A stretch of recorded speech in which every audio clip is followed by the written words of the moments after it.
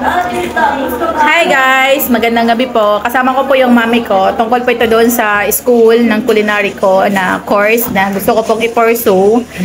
And aware naman po kayo doon sa unang interview kay Sir Jaime Villegas na talagang mahirap po yung pinagdaanan ng buhay namin. So, dati po kasi yung mami ko nagtutulak ng kariton, naglalabandera. Para lang po may survive kami kasi 7 po kami magkakapatid. Pagdating po sa gabi, mamamasukan na po siya doon sa club.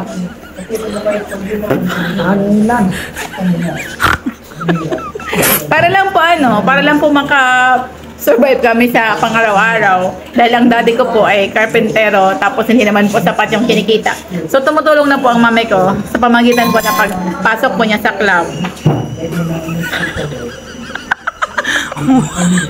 Pa dito. Ikaw nga, ay Hindi nga, kasi about ito sa culinary course.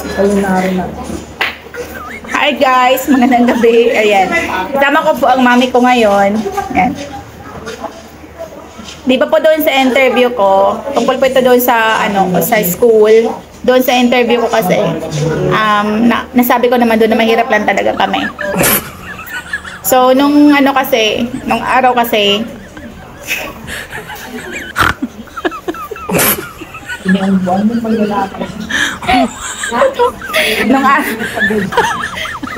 araw po kasi talaga, mahirap talaga po kami, and yung nanay ko talaga, malaki sakripisyo doon.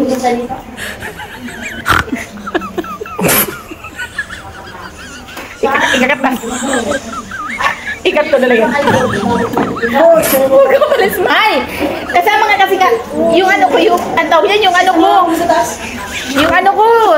ito, hindi nga yung ko sa Teka lang kasi, parents ko ba yan? Magmukha pa kami mag-nanay. Saglit lang to. Mukha mo na. Ayun po, yung nanay ko po kasi nung araw, sa club po siya nagtatrabaho po kasi nanay ko sa club para makasurvive lang kami. Magandang yun ang patay namin ang tulis namin. Yun po. So, dahil po sa sobrang hirap namin before, so napilitan po ang mami ko magtrabaho sa club. Bakit? Di ba totoo? Tapos, pagkatapos niya po magtulak ng kariton, pupunta na po siya sa club.